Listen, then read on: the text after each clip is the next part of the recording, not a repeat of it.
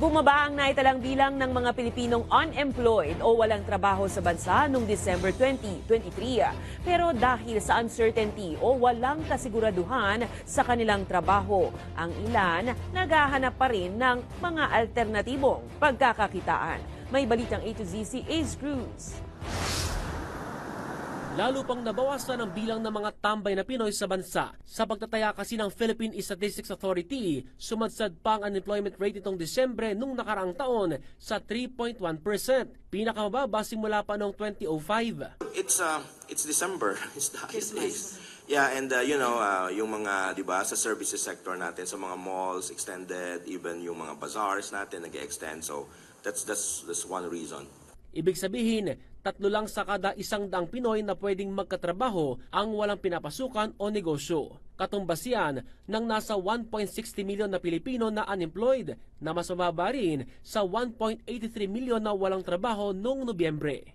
Yung unemployment rate natin na full year 2023 ay nasa 4.3%, and this is higher compared to 2022 na 5.4%. Tumaas naman ang employment rate sa buwan ng Disyembre na nasa 96.9% o 50.52 milyon kumpara noong Nobyembre na 96.4% o 49.64 milyon. Sa kabila niyan, doble kayod pa rin ang karamihan sa ating kababayan na kailangan pang mag-sideline para magkaroon ng nakabubuhay na kita. Ka-extra rin naman po pag walang pasok, extra po sa mga cater.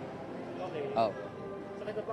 Mayroon pa rin extra income. Habang mailan ding nangangambang mawalan ng hanap buhay, gaya na lamang ng 6 years old na jeepney driver na si Tatay Recito oras na gumulong daw ang PUV modernization sa Abril.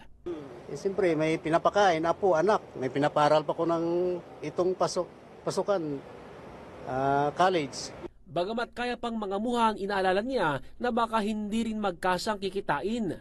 Matitira doon, mga lang siguro, lalo na kung malayo ang pasukan mo. Matitira doon, mga 400 plus, ganun. Oo. Ano na yun, tipid na yun. Pero ayon sa datos ng PSA, wala pa naman daw na displaced na jeepney drivers. So wala pa naman na kami nakikitang information na may pagbagsak. And I understand na extend kasi yung ating deadline. No? May increases pa nga tayo dito sa mga drivers.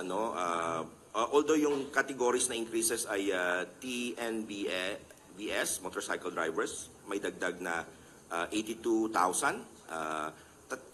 Cars, taxi and van drivers, 82,000 din yung dagdag. Bagamat masaya ang Labor Department sa pagtaas ng bilang na may trabaho, pag-iibayuhin pa nila ang pagpapatupad ng 5-year employment plan na layong ihanda pa ang workforce sa iba't ibang trabaho. Tiniyak naman ng National Economic Development Authority na susuportahan pa nito ang ilang nakahaing panukala sa Kongreso kaugnay sa pagpapabuti at pagsisiguro ng labor welfare para mas umangat pa ang bilang ng mga may trabaho sa bansa. Para sa Balitang A to Z, Ace Cruz.